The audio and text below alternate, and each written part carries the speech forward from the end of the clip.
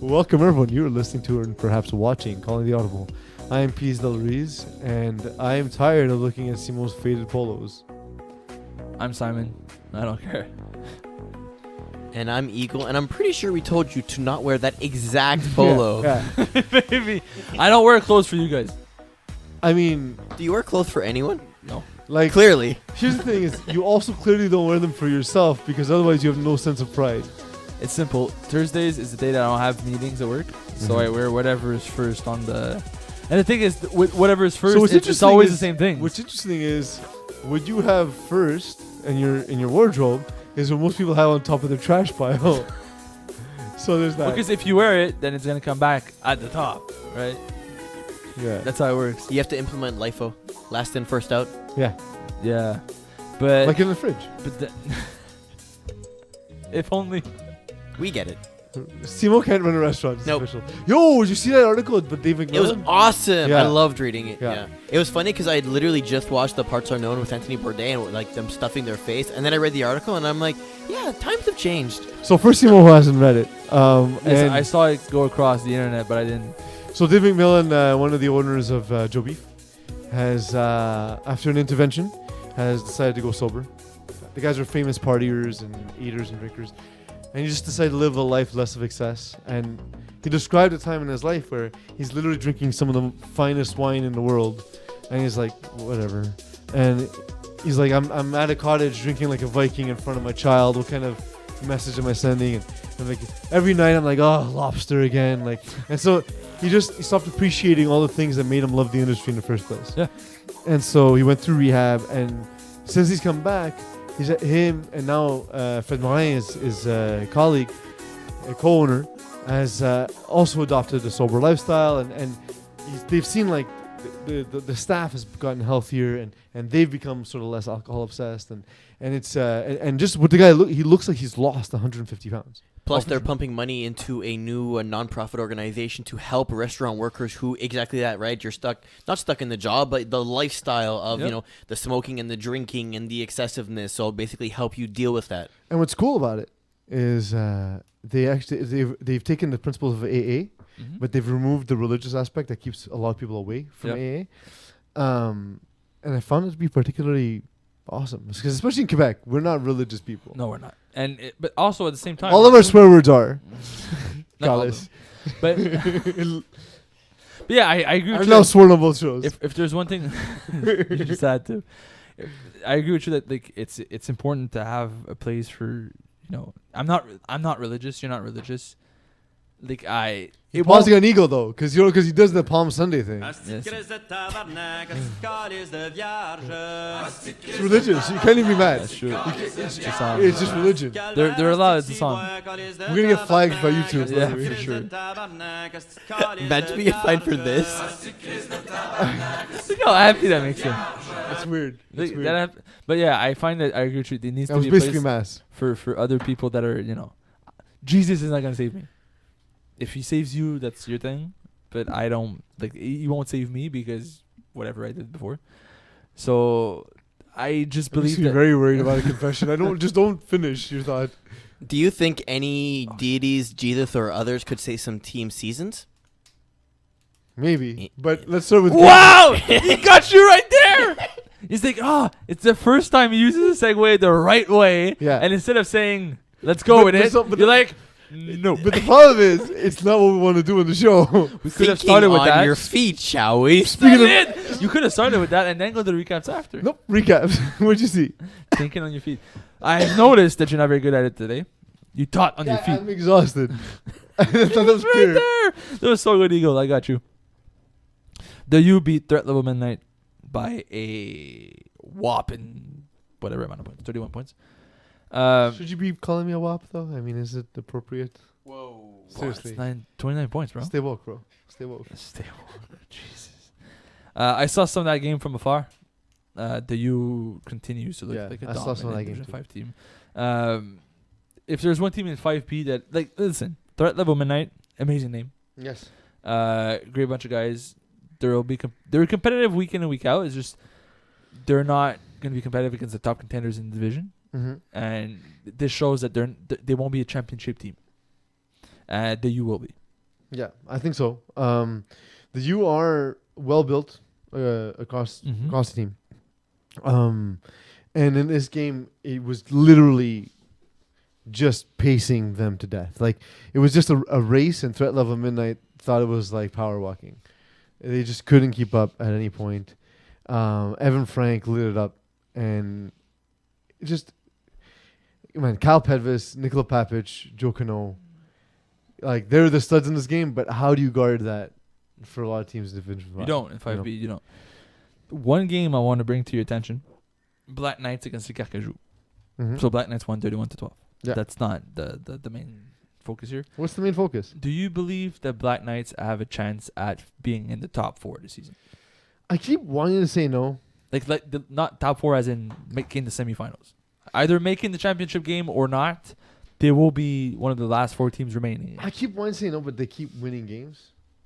Convincingly too. And Like it they're feels not. it feels like okay. So here's the thing: Stéphane Larosilière should be too good for Division 5, right? But Yes. there's always a thing of like, yes, it's tough for tackle QB, so just blah blah blah blah blah. Is this where he adjusts and we're just behind and not realizing it? I think this is just a season where he actually gives a shit. Like I've seen him play time and time again. Mm-hmm. I've seen him play as a receiver and make people look foolish on run balls. I've seen him play in FPF for like 5 years now, and he gets angry because the guys he plays with are too careless. Or they don't run their routes properly. They make him, they frustrate him. But I feel like this season he's actually, I wouldn't say calmed down. He just takes a different approach. Mm-hmm. So guys actually do what he asked them to do, and like it's a better leadership role, and they're much more successful than they were. Like Yeah. Black Knights are always that team that sort of gravitates around 5 and Sneak 5, into the but never playoffs. really, Yeah. like 4 and 6. No, they lost that one game or whatever. But I feel like this season there's a solid chance that Black Knights will be that team that takes everybody by surprise in the playoffs. Like they're okay, Black Knights, whatever, they'll be all right. Week 1, the first week of the playoffs, they're gonna blow the other team out of the water, like 40-12. Yeah. And then you're like, okay, like these guys are serious. And then the following week in the quarterfinals, they're gonna come in and win by 2 scores. You're like, okay, like, and then they're gonna get into the semifinals, and we're gonna have a very interesting game with what they could do. They're loaded on both sides of the ball, man. Very talented players. In a tight game between two teams of young kids that I like a lot, Orsa and the process, we said it was gonna be a blowout, Yes, we did. and Orsa kept it close. Very close by a score. Mm-hmm. So I'm surprised because I believe the process is the best team in 5B. Mm-hmm. Better than what Black Knights or the U could be this season. But considering this is a bit of a knock on both sides. So it's a bit of a knock on the process, saying you guys should have beat Orsa by more. Orsa is a team that moved up from Division 6, now playing in Division 5. From Division E2. Yeah. So they're a good team, but 5B is more difficult than where they were. And I don't see Orsa being one of the top contenders this season. So on one side, the process should be won by more convincingly. On the other side, kudos to Orsa for keeping it close against one of the best teams and staying in the game and only losing by 7. Also, they changed jersey colors from black to orange, and everyone knows that orange is very easy to see. So Andrew Langbert knew where to not throw on the field. So Simon was not there on our Hot Sauce Sports episode, which, by the way, totally check out and streaming all the time. Shameless plug. Excuse me where I plug this in. If you have a problem with me plugging my other show, just email my boss. He'll be happy to hear from you. Peeze at FPF. Yeah, his name's Paulo at flagplusfootball.com. Paulo Della Roca, you might not have heard him. He's a bit of a ghost. He's a bit of a jerk. So No, he's a nice version. so he's a nice one. Peeze is He a jerk. comes out just once a year. So the thing is with wearing orange, orange is used in airports because Yes. it's the color that's most it's easiest for the human eye to see and react to. Okay. So it's used for warning signs. So orange is the international color of warning. So because it's so hard coded and it's in everything we see, like orange pylons in the street, for example, it attracts our attention. So Marc-André Fleury from the Pittsburgh Penguins actually had to change pad color at one point because one of his coaches found this out and said, you need, because it would attract attention to the shooters who would know instinctively where he was positioned. So he switched to all white pads and then became a multiple Stanley Cup winner. I'm serious. It's Okay, so when did you learn this? I learned this when I worked in the airline industry 10 years ago. So I've never had an orange jersey. So you've known this for 10 years. Yeah. You've never once decided, hey, Simon, maybe you should consider this? Well, actually no, but Eagle brought it up because we talked about it on another show. Hot Sauce Sports, by the way, I highly recommend. But then why it. don't we wear orange? It's on YouTube. Well, because Offensively. okay, but you have to. But then what does put the on defense do? Oh no, back of the jersey is orange. So yes. Simon sees it around. Black on the front side. Yeah. All right, Duke, I need a design ASAP. Halloween jerseys, black and orange. That's pretty smart. The jack-o'-lanterns. Actually, should be black and like turf green. Think about it. Stop. Touch by Angeletti beats Voodoo. A bit of a shock to me, 5A. Voodoo is Touched by Angeletti. Why is his name escaping me? I talk to this dude all the time. Shane Fiber. I'm getting so old. Wow. I know, I'm sorry. This guy. That wasn't intentional. I'm getting frustrated because I'm getting so old and forgetting everything. You are old. You just said his name too. Shane Fiber. Shane Feinberg. Is he good? Yes. Question mark. Yes. Right? like the thing is, I believe in him. I love the dude. I think he improved so much from his first season to the next season, and Yes. now he's like He plateaued. But like The team keeps on moving forward, but he plateaued. So he's I remember facing tougher competition.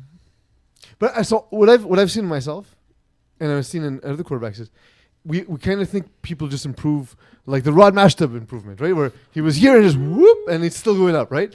But like most guys, I would say, sort of make a huge leap and then level off, and then improve, and then level off, and then improve. So these plateaus, it's not like you'll stop. It'll just stop for a while, and then it'll get better. I find realistically, like you improve, but then you face tougher competition, so you're sort of adjusting to what you have now, and then you'll improve compared to what you're playing again. So like you're moving up 6 to 5. Now you're adjusting to 5. Takes a little bit of time.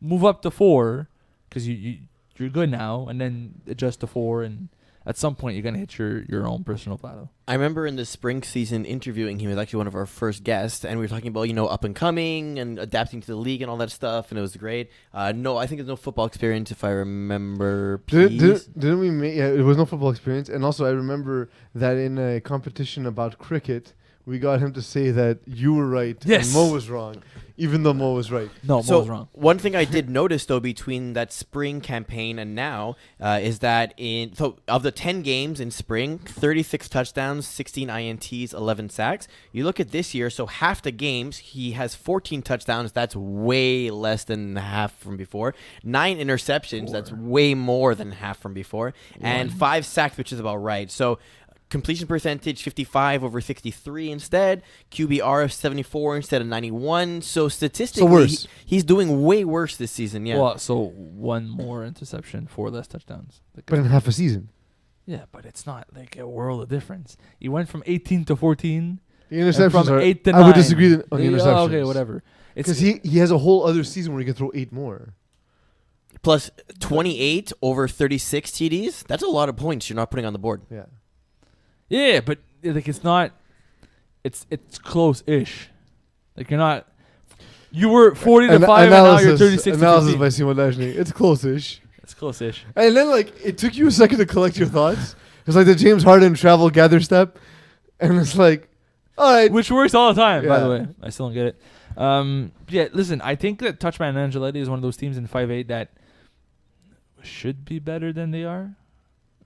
But they beat Voodoo. But they beat Voodoo convincingly 26 to 7. So is this your typical Voodoo moment where Voodoo is very good and then where's Voodoo Voodoo now? is the best team in the division with the lead. When they don't get the lead, they struggle. One thing to notice in this game, Patrick Saint-Amand not present. Which hurts Frankie a lot. Yeah, but at this point you should be able to manage. Correct. But have you watched Voodoo? Yeah, I know. He looks for Pat Saint-Amand. You know what it is? It's not only that Patrice Lamont wasn't there, but also he draws a lot of attention from the opposing defense, which opens up a lot of other guys. Because if you don't have that, okay, yeah, sure, you have Angelo Garofalo, you have Etienne Vaillancourt, Hugo Stupiranand, Martin Bergeron. They're all good receivers, but Pat draws the attention, right? So if you have two guys coming up down the field and you're the safety, you know what side you're cheating to, opening up the other guy. Of course. Here, it's like, oh, go ahead and try me, bro, right? Try me, bro. Super Saiyans won 32-0 against Ants and Hammocks. Super convincing game. The notable Brennan Aylward wasn't there, and someone named Wes Hyman was quarterback. Oh, that explains the 0 points. Sorry? That explains the 0 points. Yeah. That said, 7 for 23, 5 INTs. Ouch. Yeah. Those are Simon Dagenais stats. Yeah. Wow. That's what Journal R did. What you do when you're facing a backup quarterback, you put up points and you win the game convincingly. Right? That's what a good quarterback does. You win by 30, and you put them to shame. To me, Jordan Allard is amongst the top in the division at quarterback. Undisputed. Like, he's top 3 easy. He's not the flashiest of quarterback, but he's probably the most efficient, and he doesn't throw a lot of interceptions. As a good percentage completion, will score with not a lot of plays left in the game. You give him 5 plays before half, they will put up 6 or 7 or 8, which is why Super Saiyans are winning so many games. Dylan Segal. Yeah, I know that's not how you pronounce it, but it's how I'm going to pronounce it. 3 touchdowns. Jared Gallant getting on scoring. Jared Gallant, to me, has been criminally underused on this team. I've coached him in FPF Junior, so that's why maybe I have bias. Cause, most likely. But it's just a dude that big. I remember we played against him after that tall. The season after I coached him, he played against us in Div 6. And one of my guys on my team was like, that guy's incredible. I'm like, yeah, he's like 17. He's like, bullshit. I'm like, listen, man, growth hormone's real. If you can work for Barry Bonds' face, also some kids are like 6'5" by the time they're 12. Yeah, I think that was Jordan. Randy Johnson looking motherfucker. The game of the week this week was GLC against Dream Chasers. GLC are officially without Kevin Lubin. He tore his Achilles. So, good news, bad news for Kevin Lubin. He tore his ACL. Tore his Achilles, my mistake. Which is worse in my opinion. It is way worse. But there's 2 types of torn Achilles. One where the muscle retracts into your calf, and one where the muscle stays close. So he at the moment doesn't need surgery. He wears a boot that cranks into position after several weeks, and he likely can avoid surgery, which is awesome. Which is great. Which is just because it's such a debilitating recovery. Is he a big fan of Jason Statham? Because he can watch the Crank series. You know those dad jokes from last week that you kept dropping? Again, wrong show. Okay, so now let's take the. You could have gone with if he's a big fan of drugs. Sorry, didn't want to go with that angle. Okay, so Jesus Christ, I'm a big segue. I'm a big fan of Kevin Lubin. Everybody we're friends. Well, you're his friend. No, sorry, he's your friend. You're not his friend. No, we're friends. And anyways, we'll take this attention away from him, and we'll look at what GLC is now. Yeah. Right. So they lost Kevin Lubin, which was a huge part of their offense, leading in touchdowns after a couple of weeks. It's also his rating makes no sense. I don't know how it plummeted so low, so that he can fit. It's called the 5 and co-ed with like no stats. I don't understand either. It's one of those tricks. I don't know. Anyways, he was leading the team in yardage and touchdowns and catches after 4 games. Now he's gone. They replaced him with Ricardo Desrosiers, which is nice. Which is after 3 games, almost on par with what Kevin did in 4, like similarly. Yeah. Right. Is Ricardo Desrosiers a better fit for Heyman Long's offense than what Kevin Lubin was doing? I think Heyman Long has defined roles for players, and he is Kevin Lubin in this offense. I completely disagree. Okay. I've seen their games without. So you're wrong. But okay. So I've seen them use Kevin Lubin. Okay. He uses Kevin Lubin the same way you would use Mendy Cardichon before. Yeah. So he fills a role in the offense. Yes, but Ricardo Desrosiers does not play that role at all. Okay. So he uses him for his size and the fact that on the sideline nobody could cover him.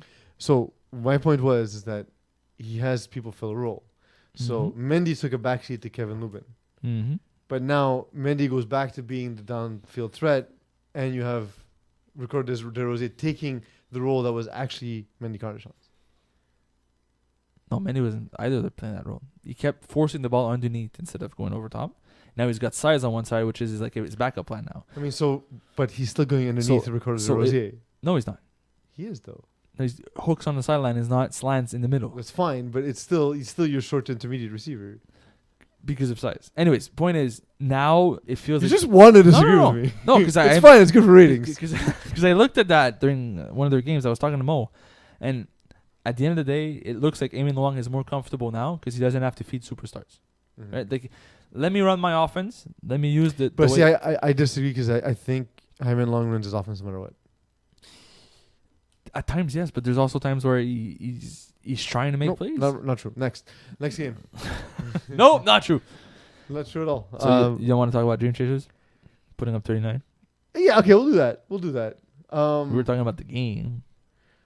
Dream Chasers. So there's a lot of talent. Are they chasing dreams?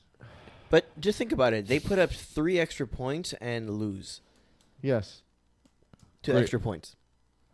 Yeah. It's crazy. Well, Hyman Long has been one of the most efficient quarterbacks in Division 5 history, right?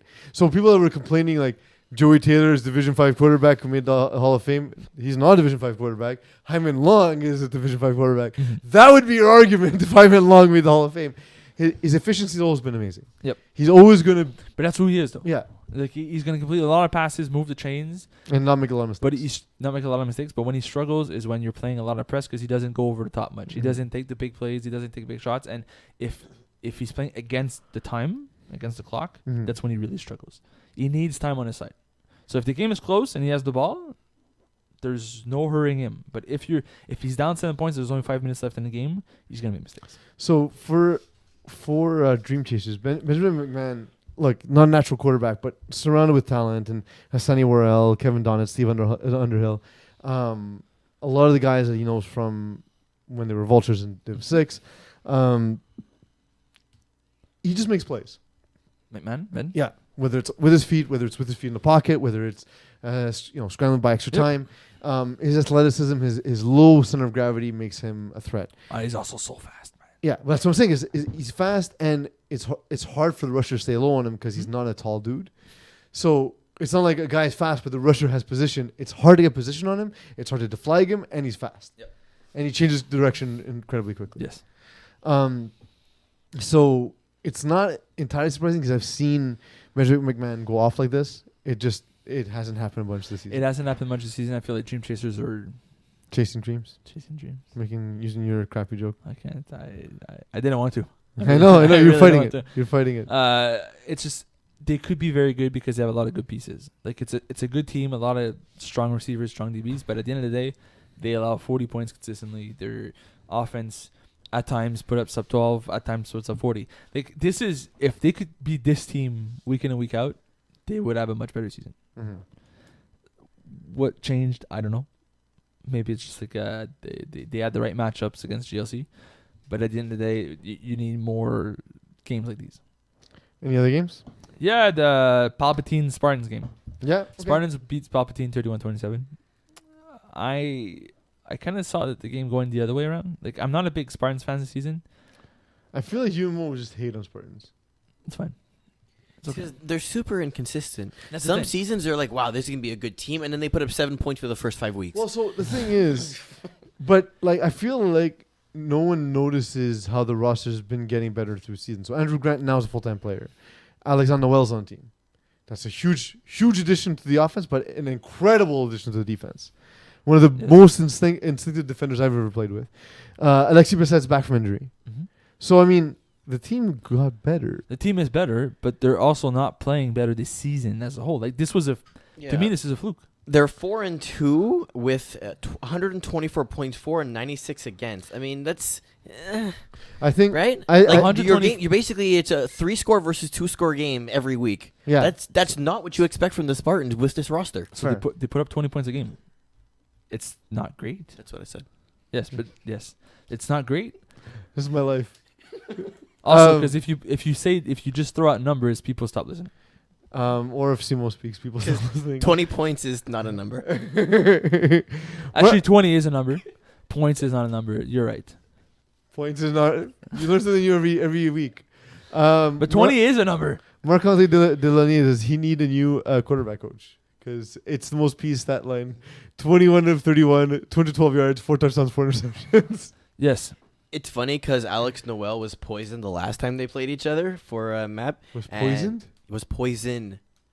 Oh, yes. And Bro, come on. It's like one of the most used figure of speech. I know, but I heard poisoned. I was like, for real? But this game, no INTs. Those went to Hernandez, Campbell, and Bissett. But yeah, that 4 INTs is not But good. also, It's very like, Peeze-like. yeah. Hey, Also, can I just mention, he threw 4 INTs and Spartans only win by 4? Yeah. How? Well, James Andre also threw 2. yeah. Okay, You could still? have. So Yeah, you could have 2 that were last play to half, last play to half.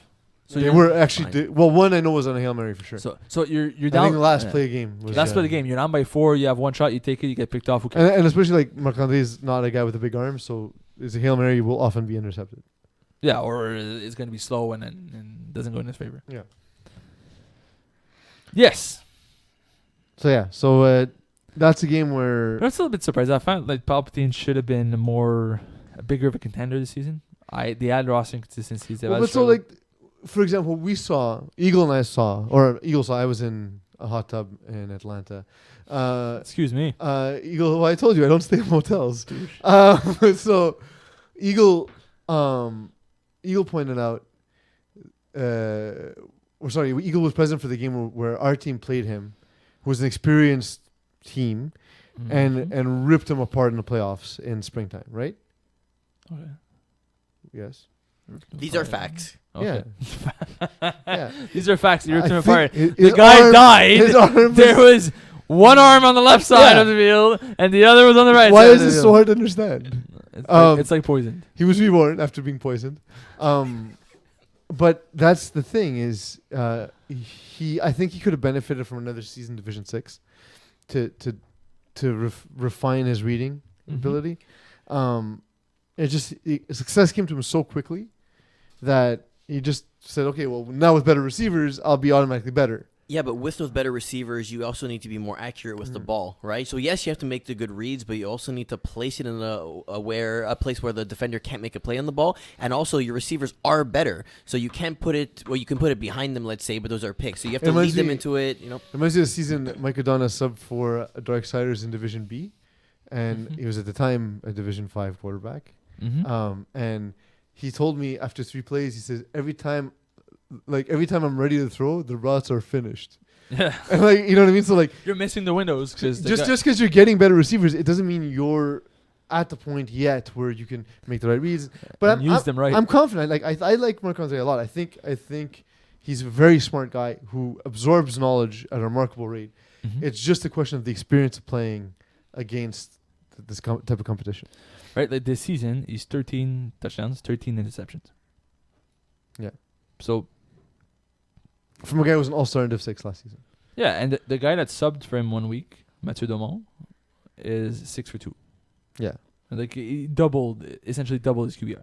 Yeah, and threw half the touchdowns in one game. That he's thrown all season. So essentially, what you have is he's struggling sort of because of that. Like you can't have games where you go 4 touchdowns, 4 picks. You're not gonna win games. Like that. And if you do win that game, you owe everybody on your team like a pitcher of beer because they bailed you out. Everyone's like drinking a picture themselves? Yes. Who's driving? A selfie. Marc-Andre Delaney because he has to bail because his team bailed him out. He drives them all back individually. He's like the That sounds like the worst. he's like the private jets flying people back to Firefest. Hey-o. In 5B, Okay. looking at sort of some of the teams on the outside looking in. Why? Orsa with 1 win, Dope Boys with 1 win. What's up with Dope Boys, man? Like Rope a dope I'm boys. so annoyed by their existence. Wow. Yeah. Annoyed by their existence. Yeah. You Any also- other questions? You're going far today, Yeah, man. I'm tired. Also, I need to call the website, guys, because we have a bug. Because there's 14 spots, but only 13 And teams. also, Dope Boys are 3rd seed, apparently. Thanks, guys. 1 and 5. Let's go, man. I didn't even open the playoff. That makes me start speaking. It's really good. But like, given that Thundercats have a playoff bye. Let's go. Also, there's no buys in Division 5. given that there's only 16 teams in that make the playoffs in Division 5, Can a team like Orsa or Kakaju or oh wait, yeah, or Dope Boys? I couldn't find them because they're Okay, so third. so real question here: how many teams is in Division 5? 28 or 26? We have 20, 13, 13 or 14, 14? It's 13, 13. Because the website is saying 14. Yeah, There's I a know. The 14 empty slot is broken. I know. Okay, so out of 13 teams, only Thanks 8 for taking time to answer my question. You're welcome. Only 8 mixed in. Instead of making a joke that didn't land, you could have just. No, I was actually curious. Out of 13, only 8 makes it in. So 5 teams will not make it in. Realistically, you should be in with 4 wins. That's what I'm saying. So now looking at Need Help, Threat Level Midnight, Tropic Thunder, or no, sorry, Orsa, Okay, Kakaju, let's start with Dope Boys. let's start Like with all those teams with 0-1 win. Let's start. Okay, 0-1. I was like, let's start with the conference. If we start with Conference A, teams that let's say are on the bubble is A-Town and Amsterdam. Les Barons there, but Punishers are in simply because they had an That's extra not the game. question I asked you. Okay, we'll get there. Oh my god. Tranquillement. We're Okay. gonna get there in 45 minutes. No, so the teams that I believe could make it in the playoffs this season, I believe Amsterdam will make the playoffs this season. I think Punishers are going to be on the outside looking in. A-Town, there's a chance A-Town makes it in. But teams like Les Barons, Orsa, and Les Carcajou, I don't see it. So can you give me analysis for that part of it, since that's the question I asked you? So Orsa is a team that moved up from Division 6. Same thing you said before. Yes. They... That was. I like how you bought time to open the link. No, I did not. At least use that. At least filibuster properly. No, I think that Orsa is a team that's learning. They moved up. 5A is a much faster... 5B is a much faster division than what Division 6 was for them, or Division E2 was for them. They're learning, they're improving, they're playing games well, but I think that they're the hole's too deep for them to crawl out of. Right? You only have 3 points after 6 games. It's tough for them to go get 3 out of 4 wins to make the playoffs. Les Carcajou this season... How frustrated is Ben Reed right now Very, for Kakaju? very. Because he's A thrown lot. 7 touchdowns, 6 interceptions, which, again, if you open the link, you would know what I was talking about. But Yeah, no. Their offense, the Carcajou have no offense. okay. And Ben Reed is a good... He looks the part, Mm-hmm. but he doesn't read the field the right way, doesn't call the right plays. So it's more of a He coaching he issue also than an actual hints- talent issues. His body hints to where he's throwing the ball. Yeah, And but that's defense mechanics, though. And because he doesn't have, like, I mean, we're not the right guys to talk mechanics, but No. but Ben Reed's mechanics make it so that he's pointing to where he's throwing the ball. But the main thing I find for Carcajou and the way Ben Reed runs his offense is I've seen it before. With him playing in previous seasons, the play calling is the issue. And it starts with they're not calling the right plays, which creates bad reads, which creates bad throws, which creates bad plays. And they need to learn plays that work in FPF that are not tackle plays. Once they gets that going, you're going to see his completion percentage skyrocket and his interceptions drop. And they're going to be more successful, and their offense is going to go. You can't score 43 points in 6 weeks. What about Threat Level Midnight? We touched upon it a little bit earlier in the podcast, saying how great guys, nice name. I don't think they're going to be competitive this season. Is it surprising to you, looking at the roster, that they're not competitive? A little bit, but their offense is just not right. Like, to me, it's a quarterback issue. The guys on this team have been successful in the past. They've been successful in the higher But Jean divisions. Lemieux has also been successful. It feels like something happened, it traumatized him, and he hasn't been the same since. Time. Like, he was good back in like the FOTC days, which was like 2012, 7 Mhm. years ago. The guy has a life now. He works. He doesn't work out, but maybe he does. I don't know. But You don't know his life. Don't judge I don't know him. his life, but he doesn't play You're football not his anymore. supervisor. I'm not. Or are you? Maybe that's what was traumatic about his life. But he doesn't like. So he has these weird games where he's just off, and when he's off, it's bad. It's like he's one of those guys that when he's good, he's good, but when he's bad, he's really bad. And I find that this season's kind of that. He doesn't have he has the right receivers to win games in this division, but he doesn't have the receivers to bail them out. In Division 5A, Why? the top seeds right now, Super Saiyans, rolling with my homies, dumb name, Outlaws and GLC. They're the top seeds. Mm-hmm. Do we think that's pretty much locked up? I think so. I think that all these teams are too far away and too good to lose the rest of the season away. Mm-hmm. Like, I don't see rolling with my homies. losing at least 3 of the next 4 games. Yeah. So they're gonna Likely. win probably 2 or 3 games. Even if they lose one, it doesn't really matter. They're still gonna finish at the top. GLC Voodoo's loss hurts them definitely. Yes, at 'Cause- 4-2 now, there's a chance that 4-2 is fine, but next week matters a lot. If you lose next week's game, if you're Voodoo and you lose next week's game, and then you fall from what was 4-1 to 4-3, you're in a tough spot. What's interesting is they don't face GLC, Yes. so it doesn't give them a head. It doesn't. There's no head-to-head to worry about. That said, GLC's next game, Super Saiyans, and they end the season against Outlaws. Brutal. So Voodoo might just sneak in for. So second GLC seed. is a good team. Could win some of these games, but that's like the toughest games to play. Yeah. Meanwhile, Voodoo gets Ravens, who are supposed to be good, Texas Rangers, Spartans, Ravens and are- an easy win against Nakatomi Survivors. I still can't believe we're not eliminated from playoffs yet. I still can't believe we've won 0 games. Yep. I still can't believe you guys is playing 5. Says the guy who plays in 3. No, I'm just saying you guys should be better than this. Yeah. But we're not. Quarterback got injured week 1. It doesn't help. That's true. But then, don't you have a quarterback on the team Yeah. that could like, step in and play quarterback? Correct. That's Dave Dahu. He's playing quarterback. I was talking about another guy, Yeah. Mr. Yardage himself. No, it is if we Okay. have we have our faith in the other left-handed quarterback, Dave Dahu. Who's worse, Nakatomi or Tuesday Night Lights? Well, there's not enough Tuesday games for them to win, so by definition, Yeah, it's not their fault. whereas Nakatomi Tower is still standing, and we survived. Okay. Analysis. Voodoo. So we talked about Voodoo. They can't lose at least the next game. They have Texas Rangers and Ravens. Will they win either of these games? Yes. Because I think they're better than Texas Rangers, and I don't understand Ravens. no one does. Like, it's the best crappy team in Division 5, right? Yeah. In But Division 5 history. I also find that Ravens is the right team to beat Voodoo because they're going to be able to take away what Voodoo likes to do. Like it's that defense that Frankie will not be successful against. Texas- Every time we say that, though, Frankie scores 40 points. I know. Texas Rangers, though, they have the top-end talent to take away a guy like Pat Saint-Amand completely out of the game. Mhm. They could shut him down to 0 catches. I don't think they'll score enough to make it difficult for Voodoo. Voodoo's going to score 24, 25 points regardless. Who's But that's playing what I'm on saying. I offense think for them. they'll win that game like 24-18, 24. Scraps. Ugly game. Okay. Eagle, what time is it? Well, it's currently 9:29. We're actually a little bit late. It's tonight. actually 9:30. Yeah, it's pretty bad.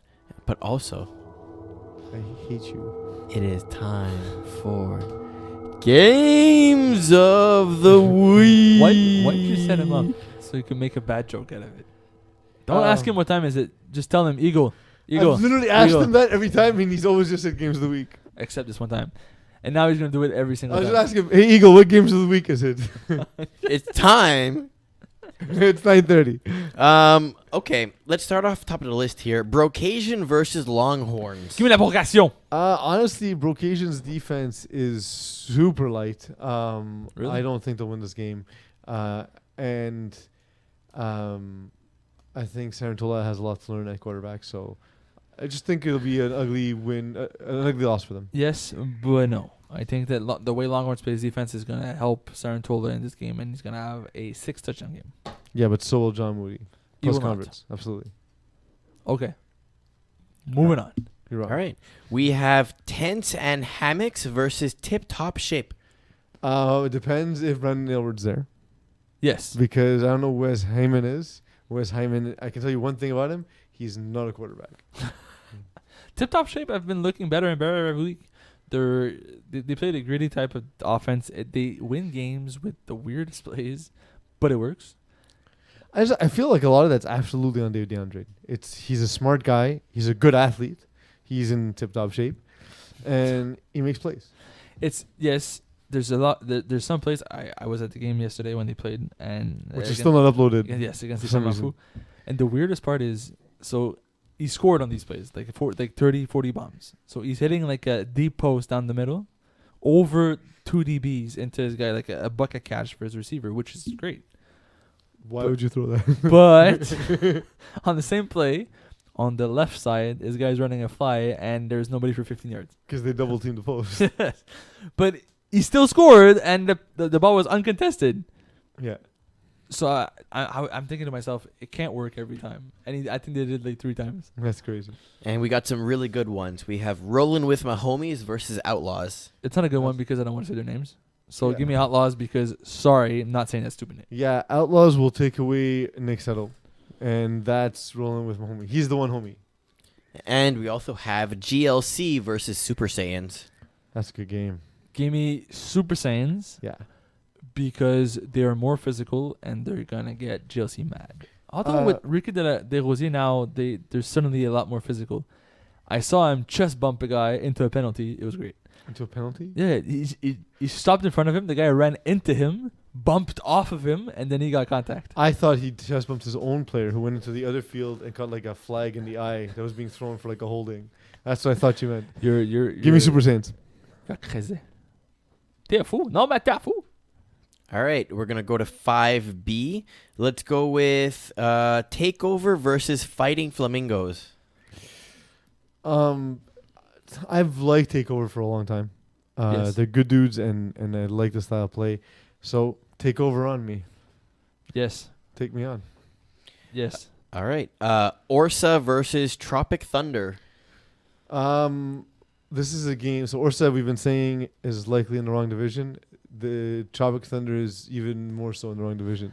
I So don't think give the me Orsa's in the Orsa. wrong division. I think it's their first season yet, and they're going to be in the right division next season. They needed to make the leap and learn. It's one of those tough seasons for them. I'm still taking Orsa on this one. Let's go with Mobamba versus Les Gros Coq. Oh man, such a difficult decision. Ty, I can't choose between my children. Mo Mamba is such a great name, but Les Gros Coqs win this game. They've been good recently. I mean, what are you trying to turn this into a Mobamba measuring contest?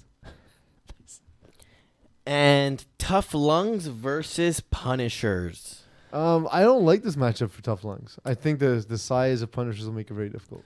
I'm not a fan of Punishers. They have to fall off the bandwagon. They have to fall off at some point. That's the point. So both falling off the wagon, falling off the bandwagon are not the thing you want to say. So That's true. Doesn't mean the same thing. falling off the wagon means like they all become alcoholics again. Yeah, I'm not English, so Where to be fair, falling off the bandwagon would mean that they were fans of themselves and no longer are. I'm no longer a fan. So So you fell off the bandwagon. yes, He's been Simon. He's been Eagle. The playoff schedule's uploaded. Go ahead and take a look. Doing the thing. nope, done. Things done. I wanted final thoughts. You weren't going to give it to me. No. I stole it. You took it. I am Peeze. You are you. Thank you all for letting me be myself. Thank you for letting me take this now. You got to let me tell them the schedule's up because I'm getting emails every day. You're not No, getting. because emails I'm not every day. getting the emails. We're getting the same emails. Yeah. I hate you, Rob.